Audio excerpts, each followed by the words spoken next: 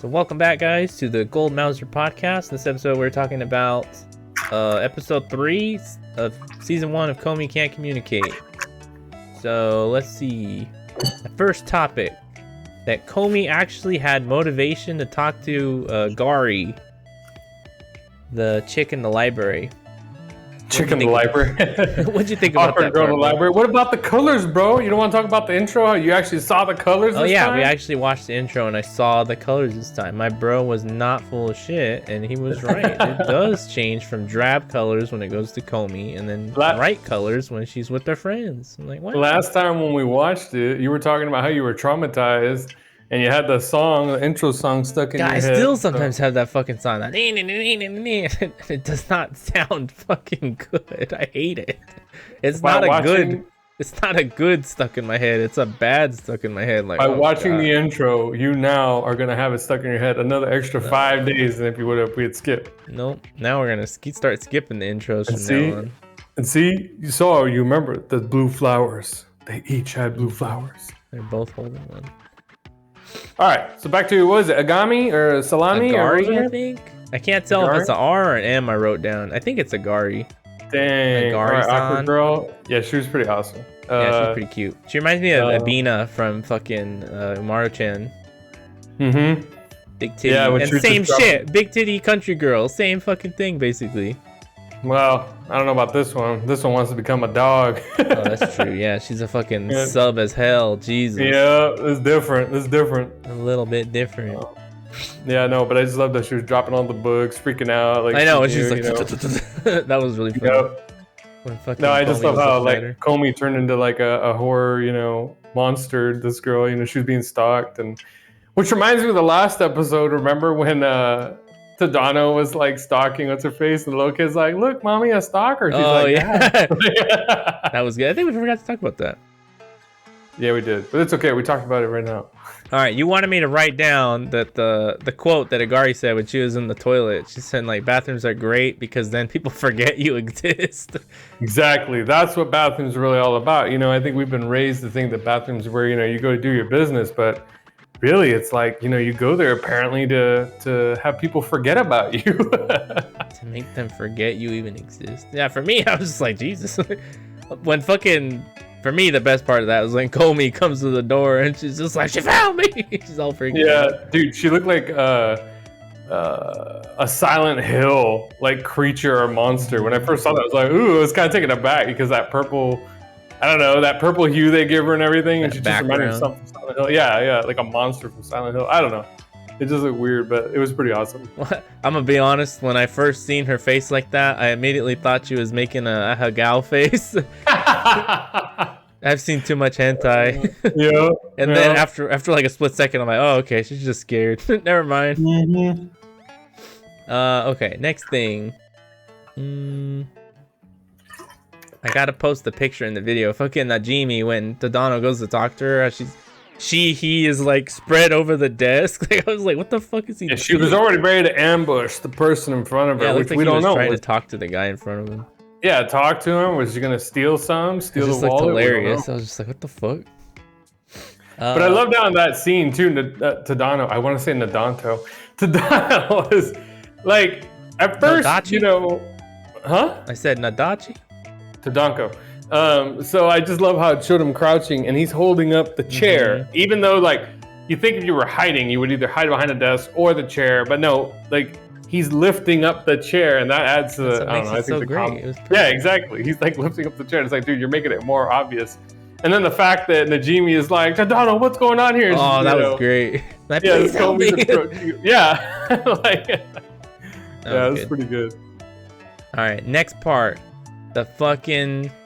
The cell phone scene. That part. It's like I was telling my bro when we first watched it. I've seen hentais less scandalous than that cell phone scene. When Komi asked for Tadano's number, I was just like, oh shit. What do you think, bro? Too lewd for me. Too lewd. Too very lewd. Very lewd. Yeah, it was unbelievable. It was crazy. Couldn't believe it. And this is rated E for everybody? Jesus. Not a kid's anime. Yeah, not a kid's anime. All right, what do you think about the class president scene? pretty good. The fact that everybody was freaking out about it, but I loved all the different names. What was it like? General one. It was like, yeah, it was like president and general one, and like I love how principal and chairman were shown to be as equal. Like they had arrows, and then the last one, she who shall not be named, and then God, and like then they nominated her God. And I just loved how it was like a big deal. You know, the president was the big deal, but then all of a sudden, once all those other times, like, oh, Tadano's gonna be president. Okay, it doesn't really matter. Yeah, like nobody gave a shit. Yeah, like, oh, whatever. We just wanted her to be crazy. I like how Najimi like made it into this super like big deal that Komi like needs to be better. All the guys are going around Najimi like they're gonna beat her up. Like, yeah, they're all thinking she's gonna call her like lesser or something. That reminded me of some shit like my bro would do, like just running with this idea and making it way more grandiose than like anybody thought. When have I ever done that? This is with our family, cousins, and stuff like that. It just made me laugh. All right, next part. Komi calling Tadano by accident. I loved. You said you read that part in the manga? Yeah, that was, I think, probably the last thing I saw because I was just flipping through and I remember I was like, oh, okay, this is a cool manga or whatever. And then like, I remember seeing the cell phone, like how it was a big deal, but I didn't see those parts where they were talking about like, oh, getting a phone number.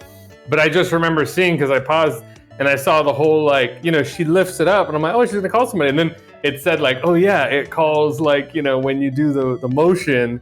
And I was like, oh shit. Like instantly when I saw that in the manga, I was like, hold up. I turned back a page or two and like, I had to read what exactly had gone down, and I just loved her screams. Like she's all oh yeah, and I loved how she was like freaking out, like jumping around different areas, and then the fact that she like faked like this number is not in service, and then she keeps talking. Yeah, she keeps talking. I'm like, oh my god, Jesus.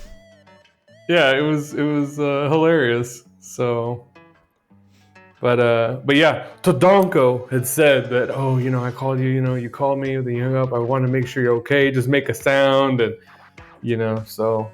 Yeah, I like how he yelled at the end. That's actually something we forgot to talk about when Komi asked for his number. How he's like, okay, here's the number, and he's all shy, and then inside he's like screaming. That was pretty good. Yeah. All right. Yeah, that was really good. Second to last one. The part when they're playing the hand game, I didn't even understand those fucking games at all. Just like, Jesus, I don't understand this shit. But the fact that when they wanted to see Komi's kissy face, the fucking even Tadano's with the rest of them. That was we gotta see it. It's like Jesus, no scruples. The man is just as bad as the rest of them. Yep. He's only slightly better. Yeah, no, it was great. I love their facial reactions, like all the little things they do in those scenes. Like even when everybody was focused, they have like that white aura coming down, like they're all like monk aura or something. Yeah, I was gonna say like Shaolin monk, like elite auras where they're focused and they're like, you know, we must win, and you know that way they could see her kissy face, and it was great. And then last thing, my bros.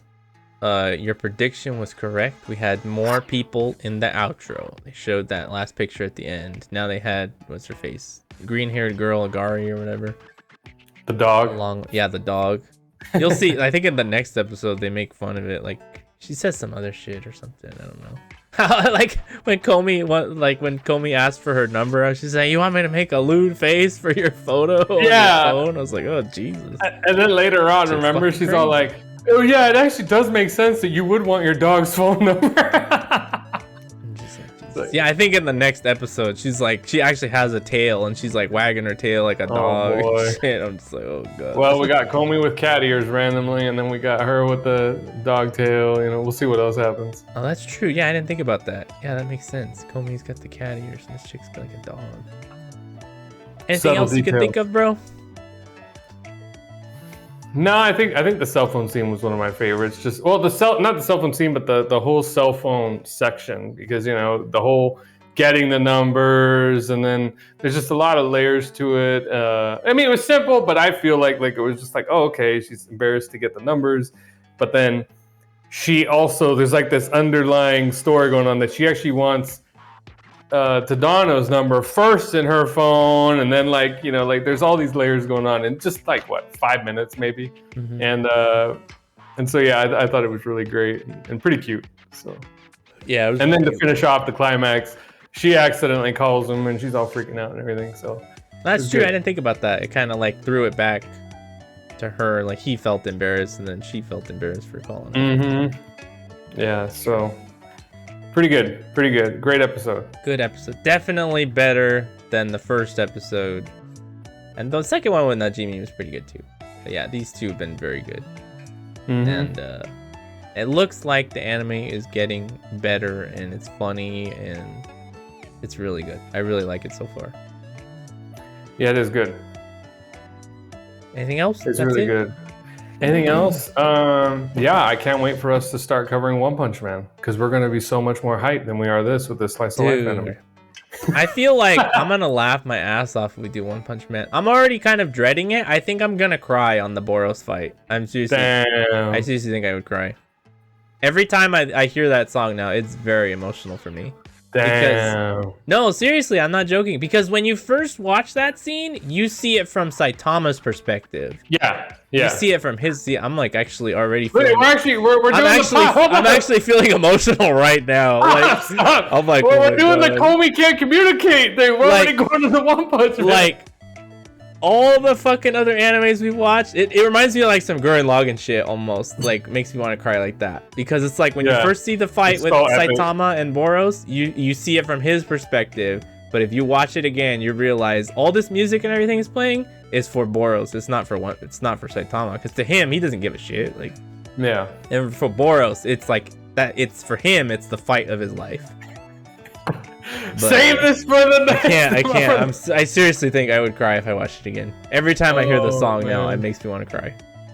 Damn. But anyways, yeah, no other fucking anime. I could see all the, like, what did I watch? I just watched, was it Kimagure Orange Road? Even that anime, like, there were some sad parts, but I'm like, whatever. Like, this bitch was dumb, or this guy was an idiot, whatever. I don't know. The fucking Boros fight will make me cry more than a fucking romance will. I'm curious how I'm gonna feel. I don't know. I might be affected, but you know, I talk tough or whatever. But then, goddamn, My Hero Academia. Oh, yeah, see, we gotta do an episode. We gotta do an episode about that. No. See, I'm over here, guys, talking about how the Boros fight is gonna make me cry. You guys don't know, my brother started crying straight up. What was it? It's in season 2 or season 3? Never happened.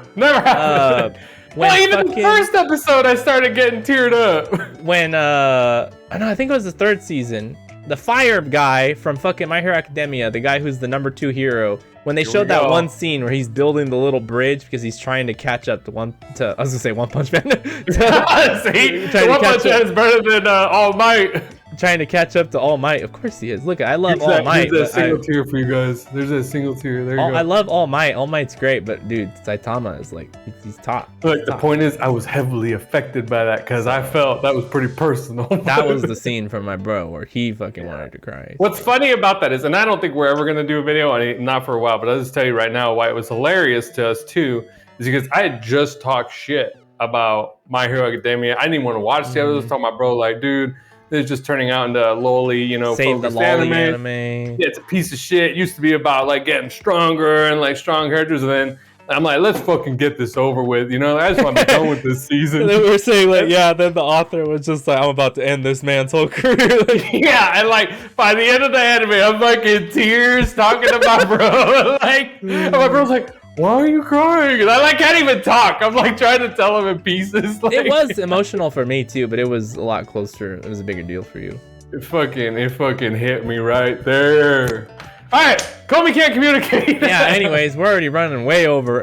Yeah, so Komi Can't Communicate, 3rd episode. It was really good. Yeah, go watch it. Thanks for watching, guys. One thing, hold up. Let's not cut. Let's go back. I'll put in a little section for Komi Can't Communicate since I spent so much time on the other animes. One thing, and I don't know if this is going to change, is that I really love what they're doing. And what about maybe I'm gonna bring it too close to home or whatnot, but you know, there's a lot of people right now, a lot of kids growing up, a lot of high schoolers, a lot of adults who don't have communication skills, whether it was because of cell phones at an early age and all they did was text. You know, we had the COVID lockdowns where kids and even adults couldn't see each other with masks. And so Komi Can't Communicate, it's actually pretty pretty relatable to a lot of people right now because, you know, people have anxiety. They can't read faces. They're having problem reading faces, young kids and adults, depending. You know, they're getting social anxiety, you know, because they were used to being separated from people or being alone in their house or whatever. And so I think that's one of the reasons why this anime is also popular is because, you know, I'm sure there's a lot of people, a lot of kids who can relate right now to this. And you know, they'll get better. And I think that my original point was saying is that every single time at the beginning of the episode, we have them saying, the narrator saying, there are a group of people who cannot communicate, but that doesn't mean they don't want to make friends or know people. And they keep saying that every episode. Maybe they're going to stop, but I really think that is awesome that they're driving that home, and especially in these, you know, interesting times we're living in, because yeah, these people may be socially awkward. And yeah, you know, there's some people who don't want friends, but I think the wide majority of people still want to have, you know, be able to talk to friends or family. And so I really like that about this anime, that it's highlighting that, hey, not everybody's perfect. I mean, in fact, the one of the main characters, Komi, she's thought to be, oh, she's a god, she's a princess, she's everything, she's perfect. Like the embodiment of perfection, and she's yeah, like, and she can't communicate. Komi can't communicate, and like it's, I think it's really great. I think we talked about this before too. Is that like it? And again, we can go into psychology of why it's another thing why it's popular. But it's like, hey, people can relate to that. Like, oh my God, wait.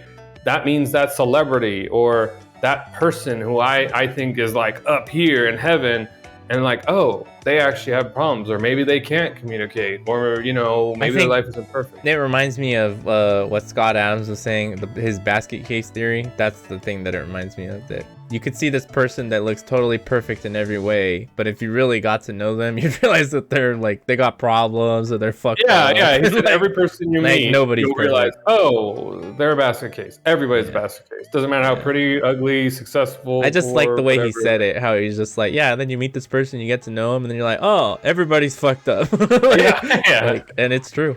That's how it is. It's like, it doesn't matter how perfect the person looks, how fat their ass is, or whatever. Like, they probably got problems and they're fucked up. How many Instagram followers they got? Yeah. How many fucking abs the dude has? There's probably some aspect of his life that's fucked up and you just don't know it. Like, he probably got problems. So, and that's one of the big things I want to bring back for Komi Can't Communicate is that, you know, I love that in the beginning of the anime they bring that up because it's true. Nobody's perfect, and even though these people, you know, like these characters we're seeing, can't necessarily talk to people, right? They still you're actually want right. to have I think that's actually a big point of the anime. With even the other characters, they all have some kind of flaw. Like even Najimi, the fact that Najimi's freaking out that she can't talk with Komi. Agari's talking about I don't remember what I was gonna say with Agari, but everybody's got like some kind of problem. Well, that's what they said in this school. To get to this school, you had to be high tier, but you have to be kind of crazy in order to be high tier, you know? Like geniuses aren't necessarily normal functioning social people, you know? like you lose something to get that genius. You know, it's not, you don't make it clear to the other side perfectly. So life's about trade-offs. Yeah. Oh yeah. I think that's something that most people don't understand. They think that like, oh, it's all benefit or all negative, and it's like, nope, life's all about trade-offs. You could be the hottest chick or guy in the world, but there's some other aspect to your life that's probably fucking bad, or vice versa. You could be the ugliest dude in the world or ugliest chick, but maybe you were born into a rich-ass family and you're loaded or whatever. Or maybe you're just hella smart or something. And it's all about trade-offs. All right, I think that's it, bro. We got to cut it. We've gone way over time. It's fun. It's a Komi Can't Communicate podcast, you know? Yeah, right? We're supposed to be talking about episode 3 and turned into talking about the episode podcast. All right, that's it, people. Thanks for watching. We will see you next time. And yeah. Thanks, everybody. Take care. Bye, guys.